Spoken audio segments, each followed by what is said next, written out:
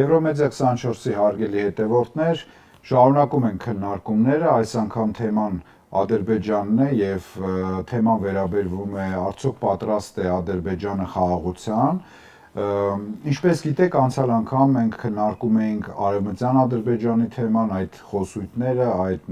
հարցերը, որոնք առաջանում են տարբեր մեր ուրեմն շրջանակներում, մեր հարգելի բանախոսները ներկայացրեցին իրենց կարծիքը, մեր հասարակությունում տիրող կարծիքները եւ այլն։ Նախ ուզում եմ շնորհակալություն հայտնել բոլոր այն մարդկանց, օգտատերերին, ովքեր ակտիվ են, գրում են իրենց մեկնաբանությունները, հարցերը եւ հետեւում են Եվրոմեդիա 24-ին։ Հիշեցնեմ, որ այսօրվա մեր հյուրերն են Ազգային անվտանգություն կուսակցության նախագահ Գառնիկ Իսագուլյանը,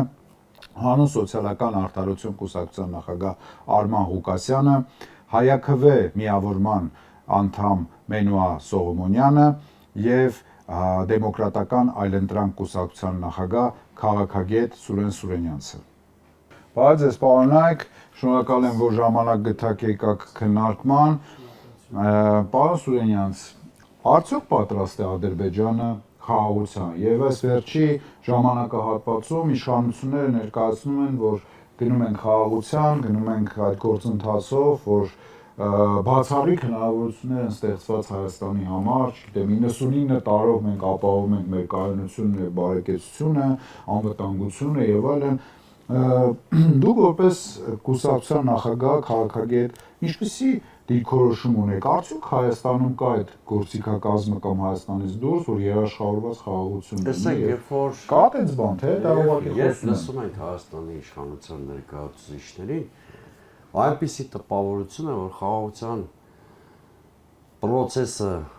հասել է վերջակետին, այն միակ խանգարող բանը Հայաստանի դիմությունն է, որ ընտրություններում այդ ընդդիմությունը պարտվի,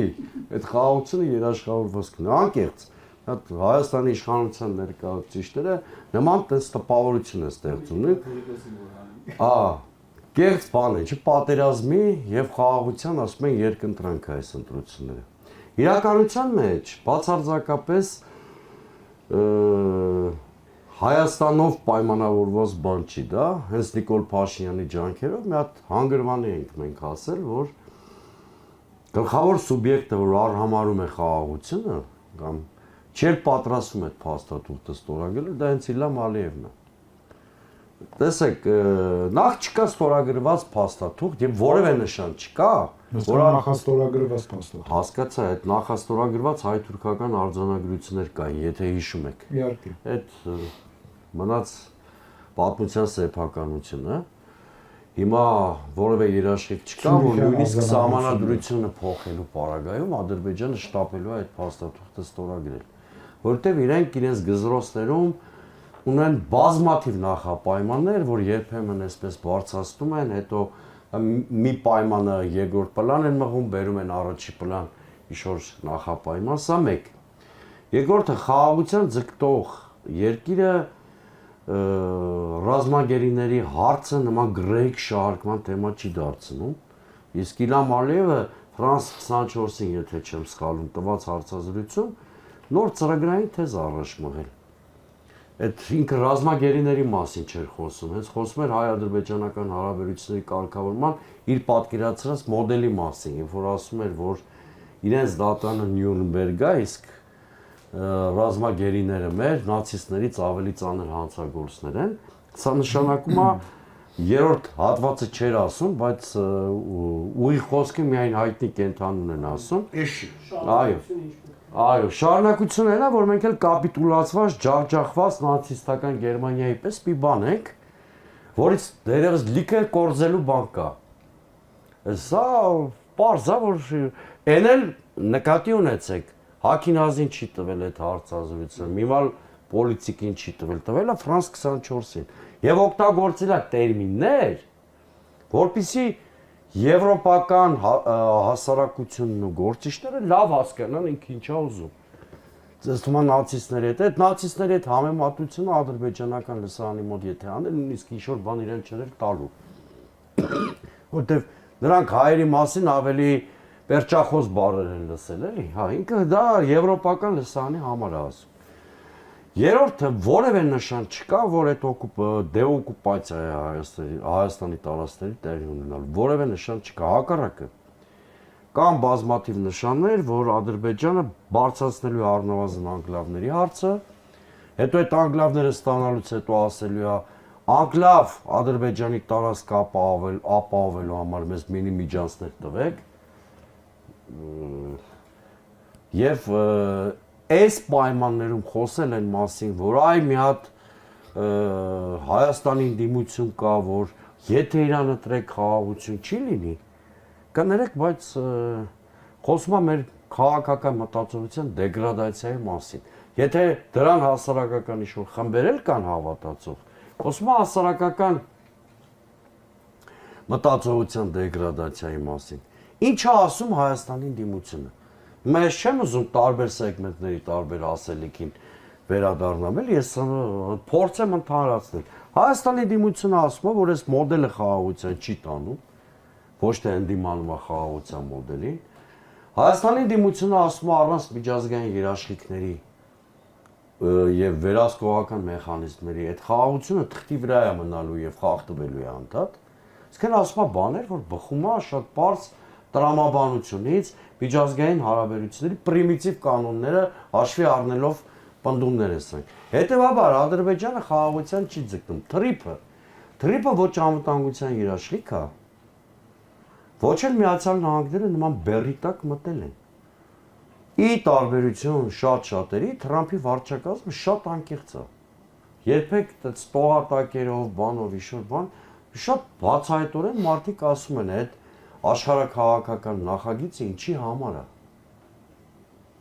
Դա ոչ Հայաստանի մասին է, ոչ հայ-ադրբեջանական կոնֆլիկտի մասին է, հա, որպես բաղադրիչ կապ ունի այդ կոնֆլիկտի եւ մի շարք այլ բաների հետ։ Այսինքն այսպես ձևակերպեմ, այն ինչ հիմա Նիկոլ Փաշինյանը որպես անշրջելի խաղաղություն է ներկայացնում, ընդամենը նախընտրական պաուզա է, որ Ալիևը եւ այլ ուժեր, նաեւ աշխարհաքաղաքական շահագրգիռ են Նիկոլ Փաշինյանի վերընտրությամբ, նրան տվել են, ինքը այդ գրեգ շահագործում է խաղաղություն բառը եւ փորձում է դիվիդենդ չլուծված առնվազն 3 հարց ես նշեցի, դրանցից նույնիսկ մեկի առկայության պայմաններում խաղաղության անշրջելիության կամ երաշխավորված խաղաղության մասին խոսել առնվազն, ինչ ասեմ, հասարակությանը խաբելու, մոլորեցնելու փորձ է։ Հայաստանում հատուկ ուզում եմ շեշտել, որ մեյնսթրիմում, նույնիսկ մեյնսթրիմից դուրս որևէ քաղաքական ուժ չկա, որի վարքագծով ու ռետորաբանությամբ պատերազմի մասին խոսի։ Նույնիսկ ես նկատել եմ, նույնիսկ քաղաքական ուժերը շատ զգույշ ձևակերպումներ են ընտրում այն հարցի վերաբերյալ, որը վերաբերում է արցախցիների Արցախ վերադառնալու։ Այո, շատ զգույշ ենք այդ մասին խոսում, ոչ ընթացիկ քաղաքականության օրակարգով, իսկն հասկանալի է, պարոն Սողոմոնյան, դուք ինչ կարծիք եք, օրինակ ազգային պահպանողական կամ ազգային գաղափարները հնարավոր կլինի մեր հասարակության մեջ պահպանել, երբ որ լինի այդ խաղաղությունը եւ եթե տեսականորեն նայենք ինչ որ մի էտապ, որտեղ այդ խաղաղությունը պետք է լինի, անկախ նրանից ինչքան կտևի, ինչ խնդիրներ կառաջանա, կփլուզվի թե չէ, բայց հենց այդ ընթացքում, սկսած հենց այս ժամանակահատվածում, հա, նաև ապագա մոտակա ժամանակում, ազգային գաղափարներ, ազգային խոսույթ, ազգային պատմական ինչ-որ բաներ եւ այլն, այս ամեն ինչը կարծում եք, որ կպահպանվի մեր հասարակության մեջ, թե ինչ-որ մի հետաքրքիր ձևով այդ դուրն էլ կփակվի, մեր հասարակությունը կամաց-կամաց հետ կգնա իր ազգային հիմքերից, ո՞նց եք կարծում։ Շնորհակալ եմ հարցի համար։ Շատ կարևոր հարց է, որովհետև խաղաղության նախապայմաններից մեկը բազմաթիվ են խաղաղության նախապայմանները։ Խաղաղության նախապայմաններից մեկը ընկալումների սինխրոնացումն է։ Երբ որ սկսում են իրար չընկալել որպես թշնամի, ընկալում են որպես մրցակից կամ ընկալում են որպես բարեկամ։ Այդ տեսանկյունից, երբ որ նայում ենք Ադրբեջանի ներսում ինչ քաղաքականություն են տանում եւ Հայաստանի ներսում ինչ քաղաքականություն են տանում, ասիմետրիա գոյություն ունի։ Հայաստանի ներսում անում են ամեն ինչ կրթական մակարդակում առնվազն, որպեսզի այդ ընկալումը հակառակորդի թշնամու չլինի։ Ադրբեջանում անում են ճիշտ հակառակը։ Այո։ Խորացնում են։ Այդ պարագայում հնարավոր չի։ Ձեր ասած թեման ամենաֆունդամենտալն է խաղաղության տեսանկյունից, երբ որ մարդիկ, հարևանները, պարզ հարևանները կամ պետությունները կամ համայնքները սկսում են իրար չընկալել որպես թշնամի, իսկապես դա ամենակարևոր պայմանն է։ Ավելի կարևոր պայմանն է, քան նույնիսկ տնտեսական փոխադարձ կապերը։ Գուցե ավելի կարևոր պայման է, իհարկե ոչ մեր տարածաշրջանի նման տարածաշրջաններում, էլի։ Ավելի կարևոր պայման է, քան նույնիսկ ուժային բալանսը, հավասարակշռությունը, բայց մենք Ալիևյան դիկտատուրայի առնվազն պարագայում շատ աղոտ է այդ հեռանկարը, որ մենք տեսնենք, որ այնտեղ Ադրբեջանում այնպիսի process-ներ կգնա մարդկանց ինքնության մեջ, որ հայերին, այսինքն փող բացառող ինքնություններ չեն ձևավորվի։ Հաստատ այդ ամեն ինչը տեսանելի ապագայում չկա։ Ու այդ պարագայում այդ խաղաղություն, որ ասում է այս իշխանությունը, դառնում է ոչ թե խաղաղություն ինչ-որ հավասար արժանապատիվ դիրքերից, այլ պարզապես մեկի պարտադրանքը մյուսի նկատմամբ, որտեղ Ադրբեջանը տվյալ դեպքում հանդես է գալիս որպես պարտադրողը։ Եթե թույլ կտակ շատ կարճ էլի երկու դիտարկում էլ անեմ խաղաղության պայմանների մասին, քանի որ մեր զրույցը դրա մասին է, ու որպես մի քիչ արդեն ակադեմիական ոլորտի մարդ, թեև 1.5 տարի է ինձ դուրս են թողել համալսարանից, իմ ուսանողների հետ, որ մենք քննարկում ենք խաղաղության նախապայմանները, հայտնի բաներ են միջազգային հարաբերությունների տեսությունների մեջ պայմաններից մեկը լիբերալ տեսության ասում է, որ պետք է պետությունները ժողովրդավար լինեն, ժողովրդավարությունները չեն պատերազմ։ Այդ պարագայում նայում ենք Հայաստանին, Ադրբեջանին, ժողովրդավար են, իհարկե ոչ ժողովրդավար չեն, իհարկե Ադրբեջանը շատ ավելի բռնապետական երկիր է։ Միջազգային կազմակերպությունները, այսօր միջազգային կազմակերպությունները չեն աշխատում։ Միջազգային կազմակերպությունները ստեղծում են պետությունների համար հարթակ, որպեսզի երկխոսեն եւ խաղաղության պայմաններից մեկն է դա միջազգային կազմակերպությունները այսօր չեն աշխատում պարզապես։ Տնտեսական փոխկախվածությունը։ Հիմա դրա վրա է այսօրվա իշխանությունների հիմնական քարոզչական նարատիվը, մասնավորապես հղում անելով թրիփին, իբր թե թրիփն էլ ստեղծում է տնտեսական ինչ-որ փոխկապակցվածություններ, որը կբերի խաղաղություն։ Բայց մենք երբ որ նայում ենք, հասկանում ենք, խաղաղություն տնտեսական փոխկախվածության գնով են դեպքում է լինում, երբ որ պետությունների տնտեսությունները նշանակալիորեն են իրարից փոխկախված լինում, մեկը առանց մյուսի գոյություն ունենալ գրեթե չի կարողանում։ Այսօր երբ որ նայում ենք Ադրբեջանի տնտեսություն եւ Հայաստանի տնտեսություն, ընդհանրապես տեսանելի ապագայում հնարավոր չի ինչ-որ փոխկախվածություններ ստեղծել։ Եվ ի վերջո Հայաստանի պարագայում, մեր տարածաշրջանի պարագայում աշխատում է ռեալիզմի, այսպես ասած, գործիքակազմը, հեգեմոնիկ կայունությունը, երբ որ տարածաշրջանում մեկ հեգեմոն է լինում, նա կարգ ու կանոն է մտցնում։ Այսօր մեր տարածաշրջանում մեկ հեգեմոն չկա։ Եվ այդ մեկ հեգեմոն չլինելու մեջ նաև այսօրվա իշխանություններն են, այսինքն իրանց ամակը ունեն, որ այդ հեգեմոնը առանց այն էլ թուլացել էր, բայց իրենց գործողությունների պատճառով շատ ավելի դրանք ասում են լավ չի որ մեկ հեգեմոն լինի, պետքա բազմա հեգեմոն համակարգ լինի։ Իրենք չգիտեն ինչի, դա չի բերում բալանսավորում։ Դա չի կարող բալանս բերել, որովհետև մի քանի հեգեմոններ իրար հետ մի քանիսը որ հեգեմոնիայի համար մրցակցում են մեր տարածաշրջանում, մենք ուզած թե չուզած պետք է մտնենք ընտրությունների մեջ, ընտրություններ կատարենք, իսկ այդ ընտրությունները որպես կանոն վատ ավարտ են ունենում։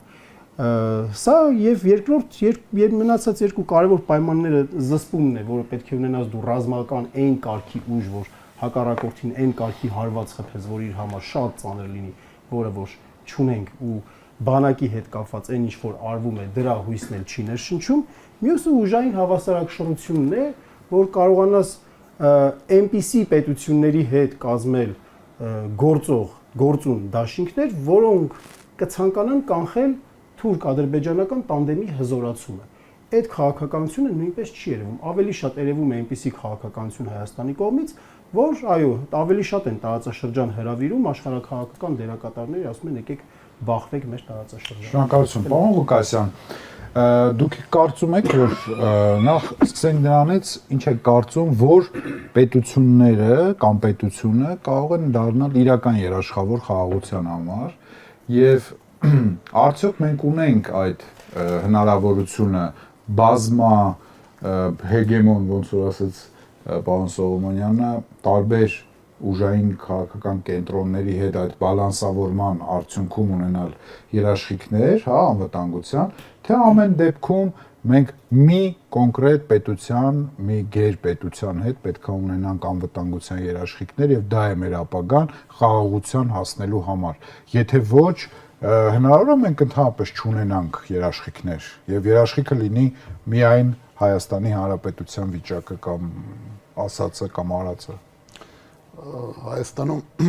հիմա շատ տարբեր դիսկուրս է, չէ՞, գնում կապված, թե ոմանք ասում են պետք է շատ արագ մոռանալ հայ-ռուսական հարաբերությունների մասին, Ռուսաստանը այլևս գործոն չի տարածաշրջանում, ԱՄՆ-ն է գալիս, թրիփն է գալիս, Եվրոպական միություն են գնում, հեսա շուտով դառնալու ենք ԵՄ անդամ, ՆԱՏՕ եւ այլն, այսինքն ամեն մի գաղափար հնչում է եւ այդ շրջանակները կարծես թե հիմա տրենդի մեջ են, որովհետեւ որոշ այդպես մեծ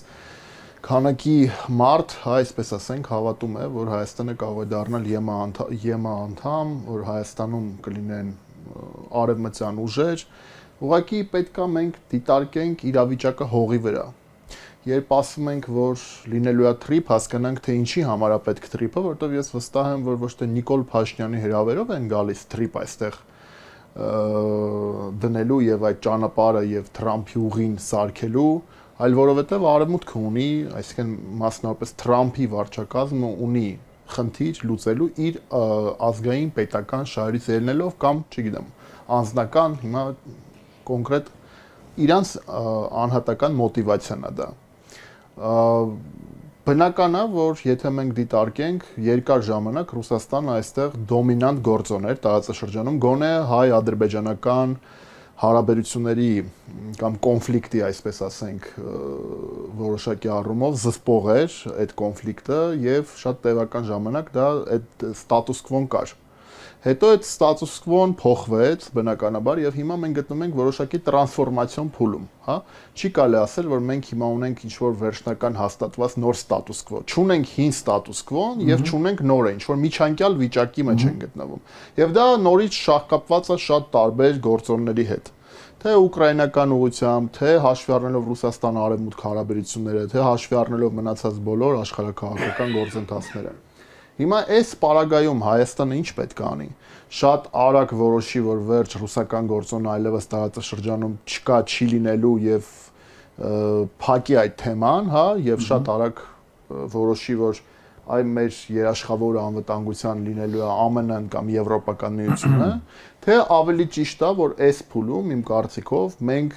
չոչնչացնենք այն հիմքերը, որոնք կան, թեկուս այլևս այնպիսին չեն, հա, հայ-ռուսական հարաբերությունները հստակ, որովհետև կան իրողությունների փոփոխություններ։ Թե Ռուսաստանի մոտ է իրավիճակ փոխվել, թե տարածաշրջանում է իրավիճակ փոխվել, բայց մենք պետք է ակնհայտորեն մի հատ իրականությունը sense նայենք պարզ աչքերով իրականությանը, որ որքան կթուլանա ռուսական գործոնը եւ շատ անգամ այդ գործոնը կապ ունի կամ կապ չունի Հայաստանի հետ, դա այդքան էլ էական չի այս բանը։ Խոսքը նրա մասին է, որ որքան կթուլանա իմ կարծիքով ռուսական գործոնը տարածաշրջանում, այդքան կուժեղանա թուրք-ադրբեջանական տանդեմի գործոնը։ Ինչու շատ մի պարզ պատճառով, որովհետեւ ամերիկյան բազաները գտնվում են Թուրքիայում, Ինջիրլիկում, հա։ Այնտեղ տեղակայված են ամերիկյան բազաներ, ինչու որովհետև Թուրքիան ԱՄՆ դաշնակիցն է իր բոլոր տարաձայնություններով եւ այլն ՆԱՏՕ անդամ երկիր է եւ այդ կոնստրուկցիայի մեջ չի կարող այնպես լինել, որ Հայաստանն էլ դառնա ՆԱՏՕ անդամ երկիր, որովհետեւ ստե պարզ խնդիր կա, այդ խնդիրը կապված է մեր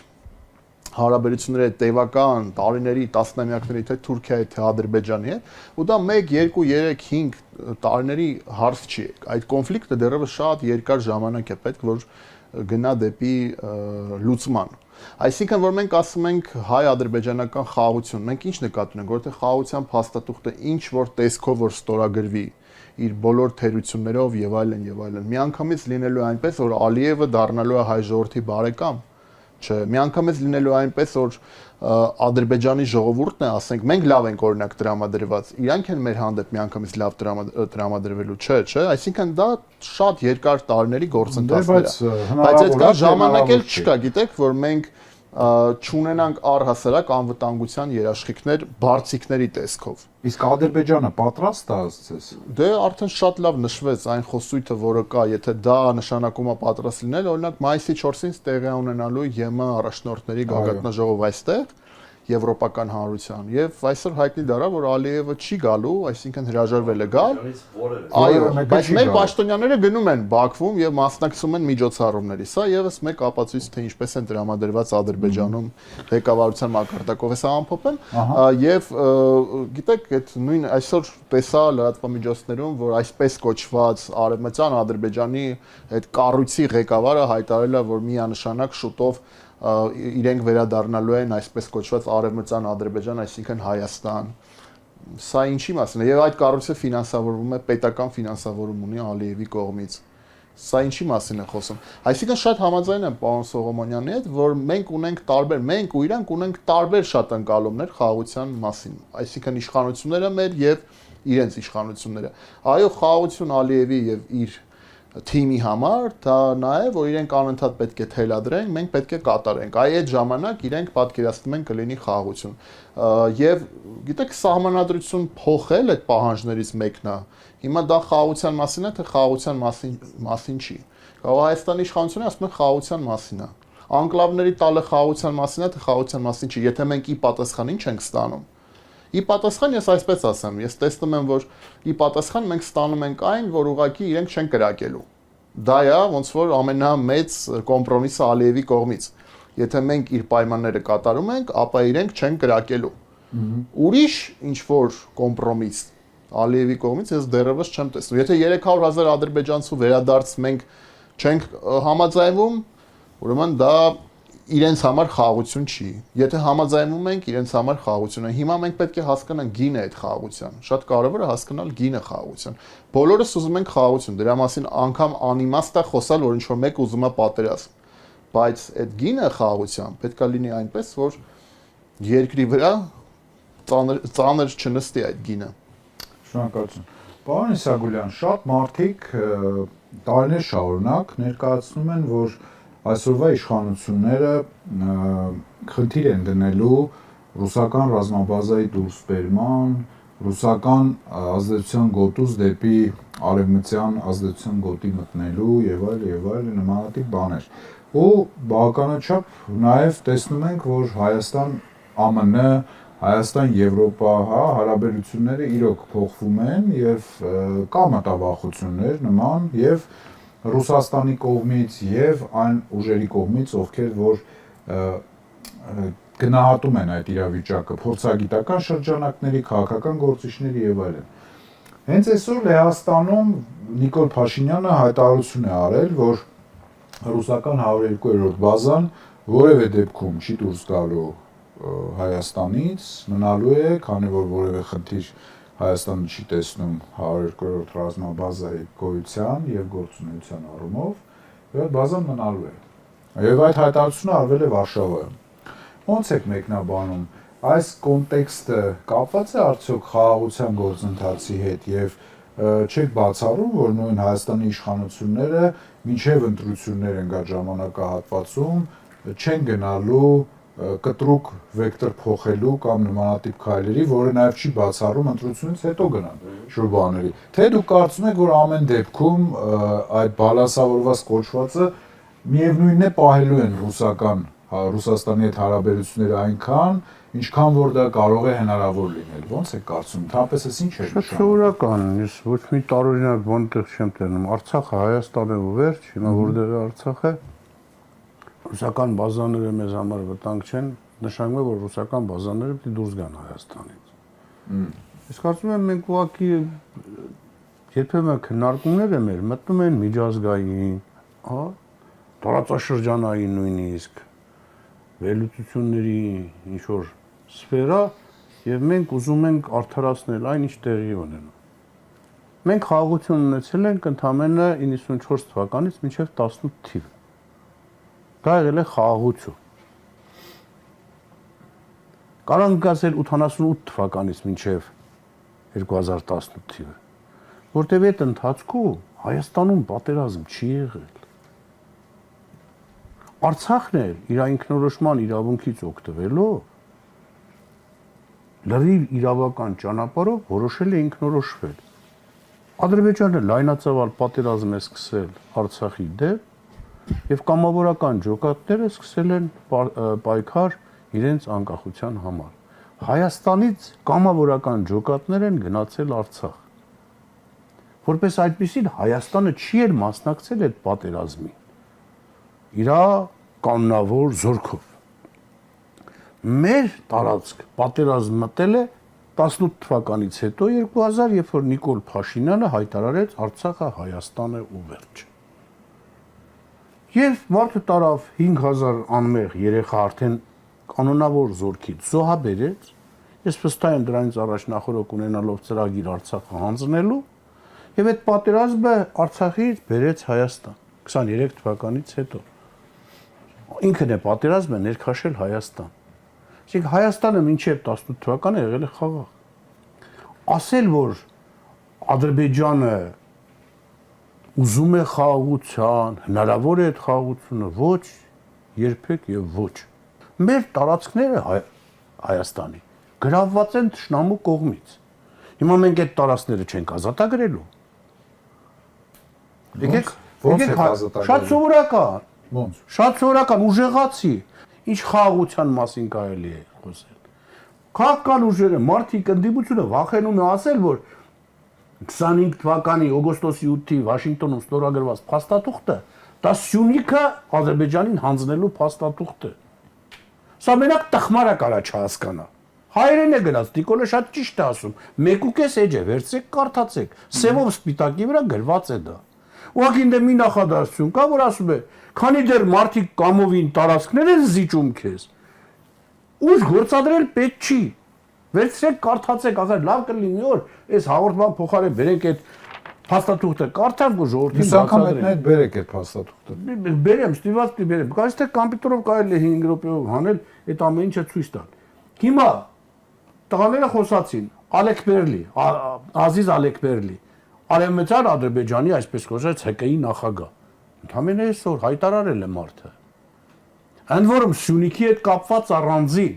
երբ որ ասում են 300,000, ասում են ընկերներ 300,000-ը պիտի տեղափոխվի միայն Սյունիք։ Այո։ Իրանք արդեն հայկական կողմի հետ Բրյուսելում, Թիֆլիսում, տարբեր տեղերում, Հայաստանում էլ անցկացրեցին։ Այսպես կոչված սեմինարներ, կոնֆերանսներ, որտեղ ազերիները հստակ ասում էին, որ 1.5 միլիոն ազերի պետք է գա Հայաստանի տարածք։ Իրանք Երևանը Իրևան են ասում։ Պատերազմը շարունակվում է, մենք ինչի մասն ենք խոսում, ինչ խաղաղություն։ Դուք խաղաղություն եք տեսնում։ Եվ որ քո երկրի զինվորը պիտի ստոգվի ադրբեջանցի զինվորականի կողմից, դու թույլատրվի, որ ինքը բարձրանա իրան պաշտպանող պոստը, դիրքը։ Մենք ինչի ենք մեր ժողովրդին խափում։ Մենք ինչի ենք մեր ժողովրդին ներքաշում այնպես բանավեճերի մեջ, որոնց արդյունքում ժողովուրդը մտածում է, հա, արա տես ուրեմն այս խաղաղություն, կարող է այս ընդդիմությունն է խանգարում։ Դες բան գոյություն չունի։ Հիմա մենք պատերազմի մեջ ենք։ Ո՞վ է խանգարում այդ խաղաղությանը։ Նիկոլ Փաշինյանն ու նրա իշխանությունը։ Ես վերցնեմ փոխվեց այդ իշխանությունը։ Մի օրվա մեջ իրավիճակ կփոխվի։ Մեկ օրվա մեջ մասնագետ անվտանգության ոլորտի 3-4 2 ինչ-որ առաջարկներ ասեք, որ մեր հասարակությունը, մեր ժողովուրդը լսի այդ։ Օրինակ ո՞նց կարելի է փոխել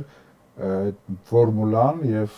հասնել դրան։ Ասում եմ, հարկավոր է թշնամի իշխանություններին նախ իշխանությունից զրկել։ Չէ, իշխանությունները գնացել են։ Իշխանությունները գնացել են։ Ֆորմուլան շատ պարզ է։ Մենք նայում ենք մեր տարածաշրջանը, որ գերտերությունների ինչ ուժերի համար է հետաքրքիր։ Այդ հետաքրքիր ուժերը ամեն մեկը ինչ է ցանկանում Հայաստանի Հանրապետության համար։ Օրինակի համար Միացյալ Նահանգներ, Ֆրանսիան ուզում է, որ Հայաստանը ուժեղ լինի, Ֆրանսիան ուզում է, որ այդ տարածքները ազատագրվեն։ Ով է ուզում, որ մենք ուժեղ լինենք։ Բացառապես նրանք, ում համար թուրքական աշխարհը Կոստանդինոպոլսից մինչև Խաղաղ օվկիանոս անընդունելի է, անցանկալի է։ Դա բնականորեն ստեղծում է քո համար դաշնակից առայժմս Ռուսաստան, Պարսկաստան, Չինաստանը, այն որ ասում են 50-50 այդ անգլերենն էլ բառնոք, օրինակ Հնդկաստանը նույնպես կանգնելու է վաղ այդ խնդրի առաջ, թուրքական աշխարհի խնդրի առաջ։ Այսինքն քեզ բնականից ունես դաշնակիցներ։ Արդյոք արևմուտքը ուզում է որ այդ դաշնակիցները ինչ որ հաջողություն ունենան, բնականաբար ոչ։ Տեսեք, որպեսզի ժողովրդի մեջ չստեղծի թույլ տպավորություն, թե արևմուտքը քնում զարտում Հայաստանի մահն է ուզում, չէ։ Իրանք ուզում են Ռուսաստանի մահը, տրող են Ռուսաստանը, Չինաստանի մահը, Պարսկաստանի մահը։ Իրանց դրա համար հարկավոր են ուժեր։ Այդ ուժով կարող է լինել այս տարածաշրջանում։ Մի պետություն կա Թուրքիան, որը պահանջ է դնում, որպեսզի ես այդ խնդիրը լուծեմ եւ Ռուսաստանի դեմ, եւ Չիչնաստանի դեմ, եւ Պարսկաստանի դեմ, ինձ պետք է որ ես Կոնստանտինոպոլսից մինչև Խաղաղ օվկիանոս այդ պետությունը ձևավորեմ, այդ ուժերը միավորեմ։ Ասում են, բայց ի՞նչն է խանգարում։ Հայաստանն է խանգարում, այդ սեպը խրված է այդ թուրքական աշխարհի մեջ։ Ուրեմն հարկավոր է այդ սեպը հանել։ Ինքն ասում է հանեք, այսինքն այդ սեպը վերացրեք։ Սեպի վերացումը ինչ է նշանակում։ Հայաստանի թուրքացում։ Ուրիշ ճանապարհ չկա։ Տրամպը ինչ է մեռել, քնել, զարթնել, այդ 20 թվականին, երբ որ Արցախը հայաթափում էին, երբ որ հարձակվել էին, ով էր պրեզիդենտ։ Տրամպը։ Հիմա է խնդիր է լուծում, նորից եմ կրկնում։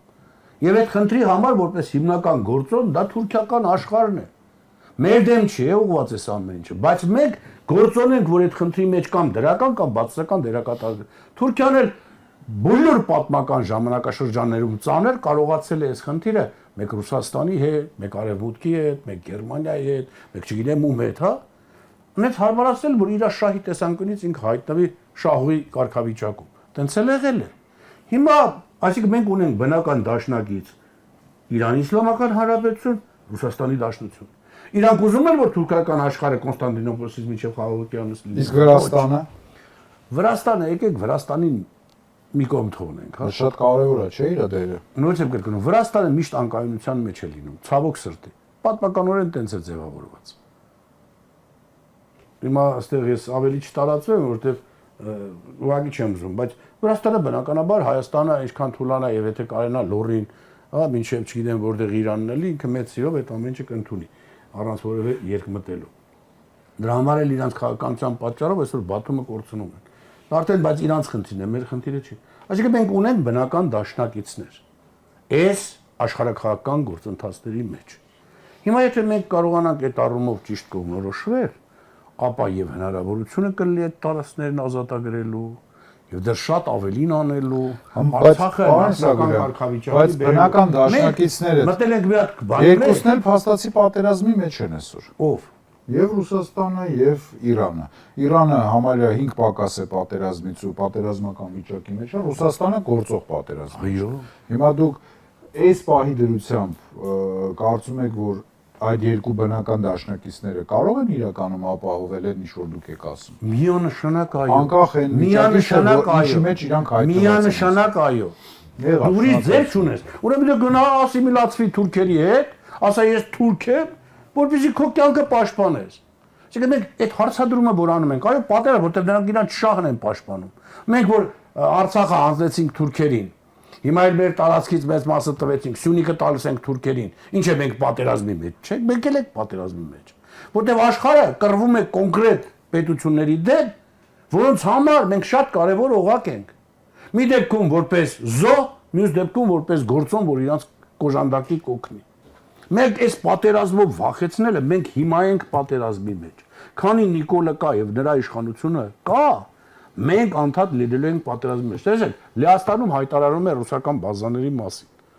Բնական է, չէ՞ որ հավք դիր թեվով ոցնիր պորտով, Նիկոլով էր էլ Լեհաստանում տեսա, որպեսզի այս ընտրական ժամանակաշրջանում ռուսական կողմնորոշում ունեցող, այսին ձայները չկորցնես, արի մեր մոտ արխային հայտարարի հետ ինչ կարևոր է։ Ցավոք սրտի այս առումով եւ Ռուսաստանը եւ Իրանի Իսլամական Հանրապետությունը իրանց պահում են ոչ adekvat։ Պապիկյանն էլ այցելում է Իրան, Իրանն էլ դավին անտեղյակ, ցավին անտարբեր, պետք է կարողանան հասկանալ պատմական կամ իրենց երկրի ներքաղաքական ինչ իրավիճակներում են այս մարդիկ գալիս եւ դրա նպատակը արդյոք իրական Ռուսաստանի եւ Իրանի Իսլամական Հանրապետության հետ բարի դրացիական հարաբերություններ ձևավորելն է, թե ուղղակի պահի տակ այդ այսպես կոչված ընտրազանգվածին դեպի իրանց կողմ տանելը։ Ցավոք սրտի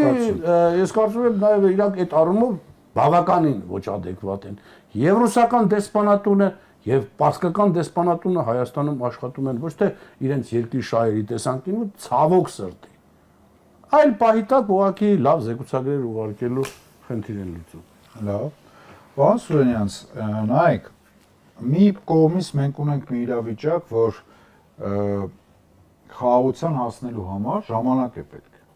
Մենք պատմական փորձը կարող ենք նայել, օրինակ Ֆրանսիան եւ Բրիտանիան ինչքան ժամանակ է պահանջվել, որ իրանց այդ երկարատև պատերազմներից հետո խաղաղություն են ստեղծել։ Պորտուգալիան եւ Իսպանիան, շատ երկրներ կարող ենք օրինակ բերել։ Գերմանիան եւ Ռուսաստանը։ Հիշում եք, ասենք սովետական միության փլուզումից հետո ինչ հարաբերություններ, տնտեսական զարգացում եւ այլ, բայց հետո եկավ մի պահ, էլի այդ ամեն ինչը ուրիշ ձև դարձավ, որովհետեւ կան բնական խնդիրներ, բնական շահեր, որոնք ոչ տնտեսությունով է լուծվում, ոչ էլ շուտ պահիտակ, պահիտակ 1 տարի, 2 տարի աշխարհակահաղական վիճակից ելն շուտ բան լինի, բայց պատմականորեն նստած այդ արմատները թույլ չտան, որ այդ խաղաղությունը լիարժեքորեն կայանա։ Եվ հակառակը կարող է մի հատ այնպիսի սիտուացիա լինի, որ իրոք կայանա ու հարյուրամյակներ փոխվի վիճակը։ Հիմա ո՞նց ենք մենք գնահատում։ Նույնիսկ այն դեպքում, երբ որ Ադրբեջանը ըստ բոլորիս քննարկած կարծիքի դեռ պատրաստ չէ այդ խաղաղությանը եւ դա ակնհայտ է։ Եթե պատրաստ լինի վերցնենք ու ձեր մի քիչ առաջ նշած այդ կետերը բավարարվեն եւ այլն։ Տեսականորեն ինչ ժամանակահատված եք տեսնում, որ կարելի է գնալ այդ ճանապարհով եւ ինչ որ մի օր մարդիկ ուղակի այս ամեն ինչին նայեն որպես ինչ-որ պատմական դրվագ։ Դա հնարավոր է թե դա անհնար։ Անշուշտ հակամարտությունը քաղաքական է։ Եվ եթե քաղաքական հակամարտության պատճառները վերացվում են, իհարկե դրա համար ժամանակ է պետք, դրա համար միջավայր է պետք, երկու ժողովուրդները կամ պետությունները կարող են համակեցվել։ Ասում եմ, սա քաղաքական հակամարտություն է, այնպես չի, որ դուք լավ օրինակներ բերեցիք, թե Եվրոպայի կենտրոնում կա, ընդ որում Եվրոպայում ամենահարյունոտ պատերազմներն են տեղի ունեցել։ Հիմա, բայց խաղաղության ռեժիմը ինքնին ցանկություն չի։ Դրա համար նախ պետք է հակամարտության կողմերի միջև ինչ-որ բալանսն է, չէ՞, ծնում խաղաղությունը։ Բանը օդից դա չի կառուցվում կամ ավազի վրա ինչ-որ բան։ Բալանսը, երբ որ կողմերից մեկի համար պատերազմ սկսելը դառնում է չափազանց թանկ հաճույք կամ այդ դրա համար ինքը պիտի շատ մեծ գին վճարի։ Հենց Ադրբեջանը այդ վիճակին դրվեց, բնականաբար նոր պատերազմ չի ուզել։ Հիմա այդ բալանսն է որ չկա, այդ բալանսի խնդիրը ինչպես կարող է լուծվել՝ միջնորդներով, երաշխավորներով։ Հիմա ինչքան էլ Զելենսկուն Փաշինյանի հետ համեմատենք, ինչի է ապահում Զելենսկին։ Ինքն էլ շատ լավ հասկանում է, որ ինչքան պատերազմը երկար է, այնքան ավելի ծանր գինա, երաշխիքներ է ուզում։ Միջազգային լուրջ աշխարհակահաղական կեն, նաև իր համար, բայց նաև պետության համար երաշխիքներ է ուզում։ Այդ երաշխիքները դերևս չեն եկել այնպիսի կոնսենսուսի, որ մի կողմից ռուսական կարմիր գծերը չհատեն, մյուս կողմից Ուկրաինան բավարարված լինի։ Հիմա նույն բանը մեր կոնֆլիկտի պարագայում է։ Նիկոլ Փաշինյանի մեծագույն ճակատագրական սխալը եղել է 2000, եթե չեմ սխալվում, 24 թվականի դեկտեմբերին, թե 23 թվականի, բայց կարծեմ 24 թվականի։ Երբ որ նա հայտարարեց, որ Ադրբեջանի ինչ-որ համաձայնության են եկել առանց միջնորդների բանակցելու։ Դա մեծագույն շատ կոպիտ սխալ էր,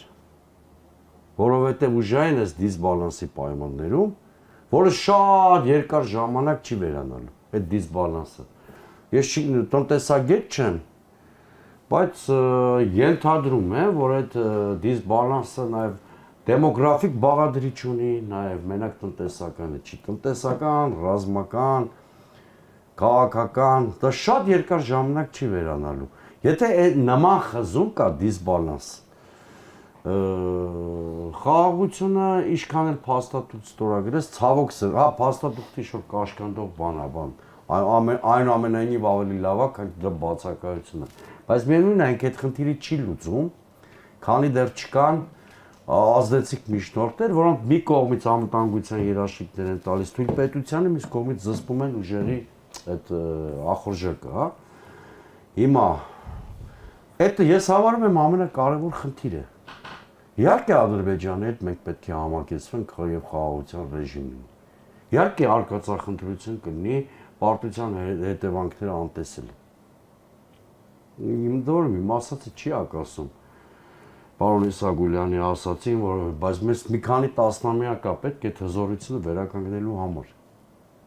Իսկ թույլ կտան, որ թզորությունը վերականգնվի։ Դրա համար պետք է երաշխավորված խաղաղություն։ Երաշխավորված խաղաղության համար միջազգային երաշխիքներ են պետք, քո ներքին վերականգնման ռեսուրսներ ստեղծել է պետք եւ այլն, բայց այս փուլում առաջին հերթին միջազգային երաշխիքներ են պետք։ Երկրորդ բանը, որ խանգարում է երաշխավորված խաղաղությունը, համաշխարհային турբուլենտությունն է։ Այս կոնֆլիկտը միայն այն պատճառով չի, որ Հայաստանն ու Ադրբեջանն ունեն խնդիրներ։ Այս կոնֆլիկտը նաև այն պատճառով է, որ քո տարածաշրջանի համար կա պայքար։ Աշխարհաքաղաքական շահերի, այդ բախումը։ Այդ բախման պայմաններում, եթե նույնիսկ Հայաստանն ու Ադրբեջանը ինչ-որ լուծումների հանգեն, այդ լուծումները երկարաժամկետ բնույթ չեն կարող ունենալ։ Որովհետև տեսեք ոնց է, Մինսկի խմբի համանախագահությունը շատ հրաշալի ձևաչափ էր։ Այնտեղ 3 խաղացող կար, ըստ էության ներկայացնում էին։ Այդ պայն մեր ռեգիոնով շահագրգիռ բոլոր աշխարհաքաղաքական կենտրոնները Ֆրանսիա եւ Միացյալ Նահանգները տարածաշրջանում ընդունում էին Ռուսաստանի անվերապահ դոմինանտությունը, իրենք էլ փոխլրաստող դեր էին կատարում, բայց այդ նման ֆորմատներ կարող են գոյություն ունենալ, եթե աշխարհում կան խաղի կանոններ։ Այսինքն այն ժամանակ, երբ որ Ֆրանսիան ու Միացյալ Նահանգները ռեգիոնով զբաղվում էին, ու նրանք մարտահրավեր չէին նետում ռուսական դոմինանտությանը։ Եթե հիշում եք, նույնիսկ որևէ մեկը ծպտուն անգամ չանեց, նույնիսկ ողջունեցին, երբ որ Ռուսաստանը դադարեցրեց այդտեղ պատերազմը նոյեմբերի 9-ին, որտեղ հլա աշխարհակարգի փլուզում այս մասշտաբով գոյություն չուներ։ Այդտեղ տրիգերը ամեն դեպքում ուկրաինական պատերազմը դարձավ։ Հիմա մի քիչ այլ վիճակ է։ Հիմա իսկապես շատ դժվար է համադրել այդ օրինակի համար պայմանական, մի քիչ ասեմ, նոյեմբերի 9-ը թրիփը։ Իսկապես շատ դժվար է համադրել, որտեղ եթե կա աշխարհակաղակական շահ, բայց հիմա մի երկու process է, չէ, աշխարհում գնում։ Մի կողմից մենք թեժ կետեր ենք տեսնում Ուկրաինա ու Իրանի շուրջ էլ է թեժությունը, գրեթե պատերազմին հավասար վիճակ, բայց մյուս կողմից բոլոր կոնֆլիկտների մասով իսկ ավելի գլոբալ հարթությունում աշխարհում ինչ-որ նոր խաղի կանոններ հաստատելու շուրջ բանակցություններ են գնում, շատ ակտիվ։ Հիմա ինչպիսի արդյունավետություն դրանք ունեն, մասնակից չենք, բավարար ինֆորմացիա չկա, չենք կարող հեռուն գնացող դատողություններ անել, բայց ակնհայտ է, չէ, որ Անկորիջից սկսած Վաշինգտոնն ու Մոսկվան մենակ Ուկրաինայի խնդիր չեն քննարկում, որտեղ ինչ-որ անդադ ակնարկներ կան, հետո պատվիրակությունների կազմը նայեք, մարդիկ են, որոնք ուղղակիորեն պատերազմների հետ, այսինքն միայն պատերազմի հետ առնչվող մարդիկ չեն այդ պատվիրակություններում ներգրաված։ Հիմա այս երկու բաղադրիչը շատ կարևոր է։ Նախ որոշակի բալանսի ձևավորում, երկրորդը որոշակի միջազգային երաշխիքներ։ Իհարկե Հայաստանն ու Ադրբեջանը իրանք քաղաքական հակամարտություն ունեն, այդ բացարձակապես չեմ ուզի միայն հատկապես ազգային բաղադրիչ է էլի այդ բանում ֆիքսել, որտեղ նույն ձևի ֆրանսիացի գերմանացիներն էլ իրար տանել չեն կարողանում մի քանի 100-ամյակ առաջ։ Ես ուղղակի չեմ պատկերացնում հիմա մի վիճակ, շատ անկեղծ կասեմ, որ այս համաշխարհային турբուլենտությունը հաշվի առնելով, Հայաստանի ակնհայտ թուլությունն ու զարգացման ծրագիր մերժելը հաշվի առնելով, այս Հայաստանի Նիկոլ Փաշինյանի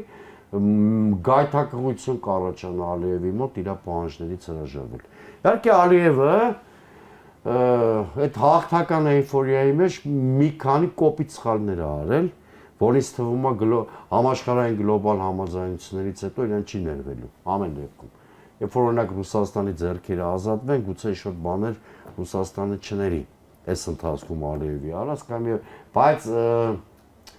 այդ դա մեզ չպիտի ոգևորի։ Մեր համար ամենամեծ խնդիրն է նա, որ միջազգային տարածաշրջանային այնպիսի նախադրյալներ ստեղծվեն, որ Հայաստան մի քանի տասնյակ շնչելու հնարավորություն ունենա։ Հիմա կարող ենք մենք մոտենալ այդ հանգրվանին։ միայն հայ-ադրբեջանական հարաբերություններից կախված չի։ Բազմաշերտ գործընթաց է, հա, համաձայն եմ, տարածաշրջանում գերտերությունների մեջ կռիվ է գնում։ Ես չգիտեմ էլ մենք նոր աշխարհակարգի ձևավորումից հետո էլի ռուսական դոմինանտությունն է միավորվելու, սարնելու է մի ռեգիոն, որտեղ ռուսներն ու Թուրքիան շուտ խաղի կանոններ են միասին հաստատելու, դա էլ բացառված չի, չէ՞, ի վերջո եկեք չբացառենք նման սցենարը։ Բայց որ շատ զգույշ կլինել եւ վերջում շատ ուղղակի կարճ ռեպլիկ պարոն Իսագուլյանին ասացին։ Իհարկե Հայաստանի տարածքային ամբողջականությունը պիտի վերականգնվի։ Բայց ես այդ մեր մեր պարտականությունն է որպես քաղաքացիներ, որպես քաղաքական դաս։ Բայց այդ մեր ցանկությունը շատ չի ուզի պատերազմից չվախենալու համատեքստում դիտենք։ Միսիոն պատերազմի մեջ է։ Պատերազմի մեջ ես, բայց շեշտադրումը ոնց հասնենք դրան։ Կանովին տալիս է, Պարոն Սարգսյան, շեշտադրումը ոնց հասնենք դրան։ Այս պարագայում դրա ամենալավագույն մի հատ էլ Վաշինգտոն ստորան լավագույն լուծումը պատերազմի լավագույն լուծում պատերազմի մասին խոսալը չի։ Բայց հիմա պատերազմի մեջ է։ Հասկացանք, հիմա Այսինքն ժողովրդին խափենք, ասենք ժողովուրդ պատերազմի մեջ չէ։ բայց ես չեմ օգոստոսի 8-ին Մեղրին չի տրվել, Սյունիքը չի ես տրվել։ կոպիտ չէ ձևակերպի։ Դե հիմա տրվել։ վախտել որ Նիկոլն ասում է Արցախը Հայաստանի ով է։ Դե պարոն Իսագուլյան, հիմա մենք կարող Ազնիվ չենք, մենք ազնիվ պիտի լեգ բեժո։ Ազնիվ, եթե շատ ազնիվ լինենք, Մեղրին չի տրվել։ Ոնց թե չի։ Բայց այդ Կարծացել եք այդ փաստաթուղթը։ Պարոն Իսագուլյան, հիմա գիտեք մենք ինչ ենք անում։ Ստեղ մարդիկ կային, ես այդ մարդկանց շարքում չեմ եղել, որ նույն մոտիվացիայով սուր էին ճոճում նոյեմբերի 9-ի փաստաթղթի դեմ։ Հիմա ինչ առաջարկում եք այն մյուս աշխարհակաղակական բանը։ Չէ, բայց այդ փաստաթղթի մասին պիտի ճիշտ ասենք, չէ։ Դա Ոչ ոչինչ է թե վերաբերվում։ մասին ընդդիմախոսներն են ճիշտ ասում, ոչ էլ հիմա դուք եք տրիփի մասին ճիշտ ասում։ Ես այն ժամանակել եմ ճիշտ ասել, հիմա էլ ճիշտ։ Չէ, տրիպը ինչին է վերաբերվում։ Տրիփը վերաբերում է ամերիկյան շահերի սպասարկմանը։ Սյունիքով Ինձ թվում է նույն բանի մասին է։ Ադրբեջանի ստորագրությունը ինչ գործ ունի։ Տարբեր ժամանակային Այո։ Պարոն Սողոմոնյան, խնդրում եմ կարճ պատասխանենք, էլի, դուք ոնց եք կանխատեսում խաղաղության պայմանագիրը ստորագրվի մինչև հունիսյան ընտրությունները, թե ընտրություններից հետո։ Ձեր կանխատեսումը։ Նախ ցանկացած պայմանագիրը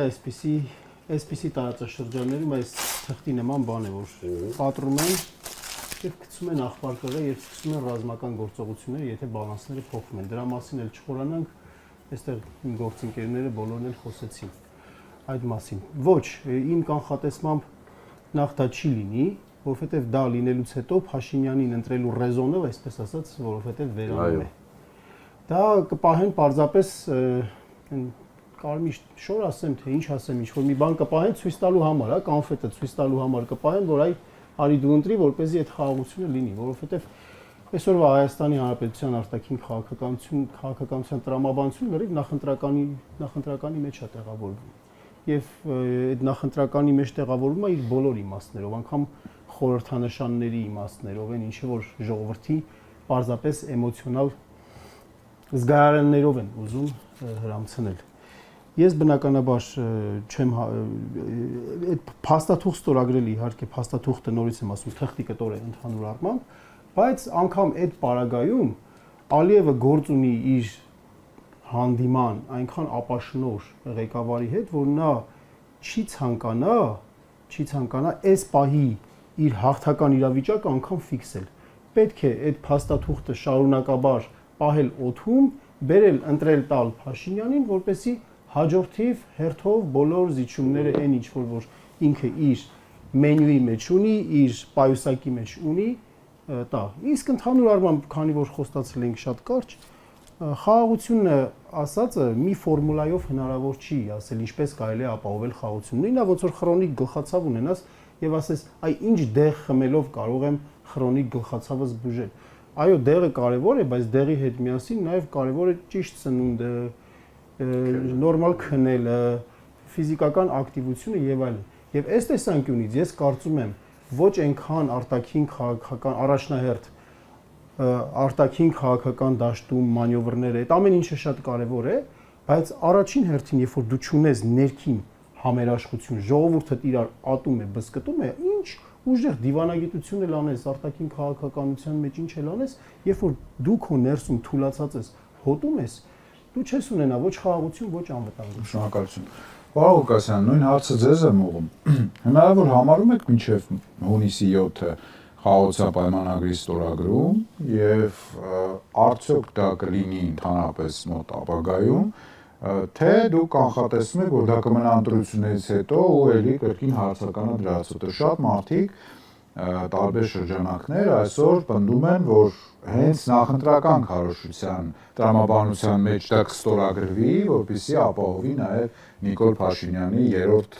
ժամկետի գնալը։ Ոնց է կարծում։ Ես կարծում եմ, որ միգուցե ինչ-որ փաստաթուղթ ստորագրվի, կանխատեսում եմ, որ կստորագրվի ինչ-որ փաստաթուղթ, որը չի լինի վերջնական խաղաղության պայմանագիր, միգուցե կարող խաղաղության պայմանագրի նախաբան լինի, կամ ինչ-որ ձևով մատուցվի, որ վերջնական չի, այլ միջանկյալ է, կամ որը կմատուցվի Հայաստանը, որ արդեն վերջ հաստատում է նոր խաղաղություն, ստատուս քվո խաղաղության Ադրբեջանի հետ, հա։ Ես կարծում եմ նմանատիպ ինչ-որ բան կարող են այո, ես կարծում եմ լինելու է։ Դա արդեն նախաստորագրած բան կա, հնարավոր Չէ, ավելի խորացված ինչ-որ մի բան, հա, եւ դա Այսինքն ամեն դեպքում ինչ-որ բան կստորագրվի։ ոչ վերջնական խաղաղության պայմանագիր, չնայած ես պարոն Սողոմոնյանի հետ շատ համաձայն եմ, որ նույնիսկ եթե վերջնական խաղաղության պայմանագիր էլ ստորագրվի ընտրություններից հետո, այնտեղ շատ ու շատ հարցեր ներառված չեն լինելու այդ պայմանագրի մեջ։ Նույն դելիմիտացիայի, դեմարկացիայի հարցերը ասում են, որ այնպես չի, որ այդտեղ ներառված լինելու։ Նույն ադրբեջանցիների վերադարձի հետ կապված այնտեղ չի լինելու ներառված։ Նույն մնացած շատ հարցեր եւ դեռևս շատ հարցեր կար, չգիտենք էլ, կարող ենք հիմա չկանխագուշակել, էլի, այսպես ասենք, կանխատեսել, այսինքն հնարավոր ամեն ինչ։ Հիմնվենք այն տրամաբանության վրա, որ այո, Ալիևին մաքսիմալ պետք է ինքը շահի, մաքսիմալ ինքը փորձի ստանալ եւ ինքը փորձելու է դա անել ու անելու է։ Հիմա թե Հայաստանի իշխանությունները ամեն գնով ուզում են վերընտրվեն, բնականացույց են տալիս, որ վերջ խաղաղություն է, որ վերջ միլիարդավոր դոլարներ հեսա գալու են արևմուտքից թրիփ, չգիտեմ, սահմանները բացվելու է եւ այլն, այդ ասենց ասեմ, ցանկությունները, հայտարարությունները եւ այլն, բոլորը կարելի է տեղավորել նախընտրական քարոզարշավի տրամաբանության մեջ։ Բայց իրականությունը հողի վրա չի փոխվում։ Իրականությունը նա է, որ որևէ մեկը չեմ կարծում պլանավորել է Հայաստանից սարքել դրախտ։ Ի վերջո հիշենք, որ հայերի շահերի մասին առաջինը պետք է մտածել միայն հայերը եւ հայ ժողովուրդը, Հայաստանը, որևէ մեկը չի քնում զարթնում ու մեր շահերի մասին մտածում։ Դրա համար ես կարծում եմ, որ այստեղ ամենակարևորը այն է, որ հասարակությունը լինի զգոն, որովհետեւ եթե հասարակությունը անտարբեր է, եթե հասարակությունը ասում է, դե ամեն ինչ որոշված է, այլևս մենք որևէ բանի վրա չենք կարող ազդել, բնական է, որ յուրաքանչյուր իշխանություն կտրվում է իրականությունից, այդ իրական Հայաստանից ինձ թվում է նաև իշխանությունը կամ այդ վտանգ, որ կարող է կտրված լինել եւ կտրվել, եւ այստեղ շատ կարեւոր է հասարակության դերը, ես ուզում եմ կոչ անեմ, որ մեր քաղաքացիները իմանան, որ յուրաքանչյուրի դերը շատ մեծ է եւ յուրաքանչյուրի դերը կարող է լինել իսկապես որոշիչ։ Պետքա չլինել անտարբեր եւ անպայման գնալ ընտրություններին, մասնակցել հունիսի 7-ին պարլամենտական ընտրություններին, որտեվ դա քո երկրի ճակատագրի մասին է, քո ընտանիքի, քո երեխայի ճակատագրի մասին է։ Ի վերջո հաջորդ 5 տարիների ընթացքում դու կարողանաս պահանջես, քանի որ դու գնացել ես քվես տվել եւ իրավունք ունես պահանջելու։ Իսկ եթե դու ասես ես որևէ անելիք չունեմ, ես որևէ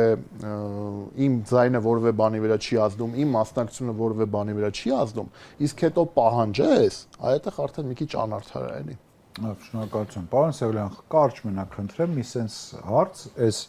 հարցնել եմ ձեզ տալիս, ի վերջո ինչ որ բան կստորագրվի, խաղաղության պայմանագիր կլինի, թե նախաստորագրման ուրիշ տեսակ կլինի ընտրությունների լոգիկայի մեջ, բայց այդտեղ մի հատ ուրիշ հարց նաև որ հատուկ ձեզ եմ տալի։ Ինչ եք կարծում Թուրքիայի հետ սահմանի հետ կապված, արդյոք հնարավորություն տեսնում եք նաև էլի այդ տրամաբանության մեջ, որ մինչև հունիսի 7-ը Թուրքիայի հետ սահմաններ կբացվեն ցամաքային, որովհետև էլի Փաշինյանի հետ հարցազրույցի ժամանակ ինքը ասաց, որ դա ոչ թե իրենց նպատակն է կամ ձգտումն է, այլ իրենք դրա վրա աշխատում են եւ դա ոնց որ ավելի ռեալ բան է, քան որ ինչ որ ցանկություն։ Ոնց եք տեսնում, կանեն կգնան այդ քայլերի Թուրքիան եւ Ադրբեջանը, թե ամեն դեպքում կսպասեն ընտրություններից հետո։ Խաղաղության պայմանագիր։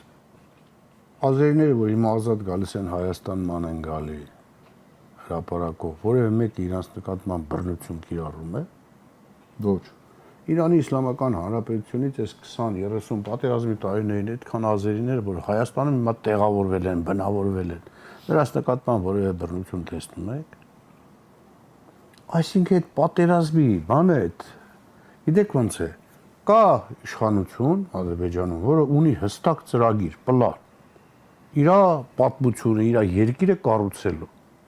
Այդտեղ կարծեք թե կար մինչև 18 թվականը նաև Հայաստանում։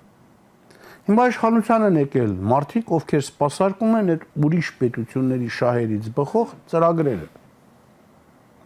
Այս պարագայում խաղաղության մասին խոսելը աբսուրդ է։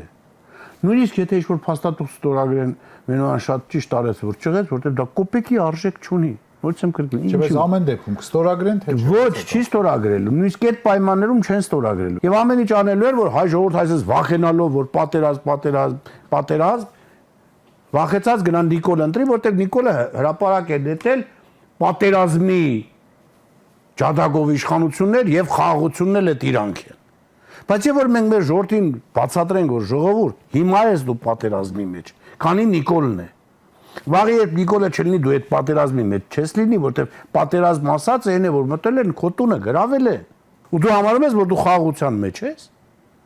Այսինքն եկեք մենք մեր ժողովրդին ճիշտ ասենք, չվախենանք ասել ճշմարտություն, որ Նիկոլը հենց հիմա պատերազմի մեջ է։ Նիկոլը եթե վերընտրվեց, վաղնել է լինելու պատերազմի մեջ։ 31 թվականին արդեն ոչ թե մենք Հայաստանում նոր ընտրություններ ենք անցկացնելու, այլ Արևմտյան Ադրբեջանը այդ հասկացողությունը, որ Նիկոլը տանում է դրան, որ չլինի այն սուբյեկտը, որ վաղը, երբ որ ինքը իշխանություն չլինի, իրան չդատի այդ սուբյեկտը։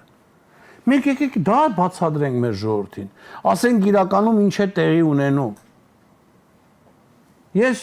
եթե էլի պիտի հավաքվենք, եկեք քննարկենք այդ Վաշինգտոնյան փաստաթուղթը, որ տեսնենք, որ ախպեր ջան, այդտեղ գրված է, որ այս տարածքը տրված է թուրքերին։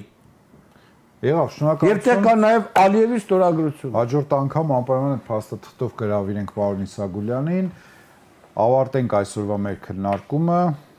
Եվրոմեդիա 24-ի հարգելի հետևորդներ, ավարտեցինք մեր քննարկումը։ Այսօրվա մեր թեմաներ արդյոք Ադրբեջանը պատրաստ է խաղաղության, մեր բանախոսները ներկայացրեցին իրենց տարբերակները, իրենց կարծիքները, քննարկեցինք եւ իհարկե մեր բոլորի համար կարևորը խաղաղությունն է եւ որպեսզի Հայաստանը կարողանա խաղաղ ապրել եւ մեր ժողովուրդը ապրի խաղաղության մեջ, բայց թե ինչ կլինի եւ ինչպիսի զարգացումներ կլինեն ցույց կտա ժամանակը։ Հիշեցնեմ, որ այսօրվա մեր հյուրերն էին Ազգային անվտանգություն կուսակցության նախագահ Գառնիկ Իսագուլյանը, Հանուն սոցիալական արդարության կուսակցության նախագահ Արման Ղուկասյանը, Հայաքվե միավորման անդամ Մենուա Սողոմոնյանը եւ Դեմոկրատական այլընտրանք կուսակցության նախագահ փորձագետ Սուրեն Սուրենյանցը։ Իսկ մենք կհանդիպենք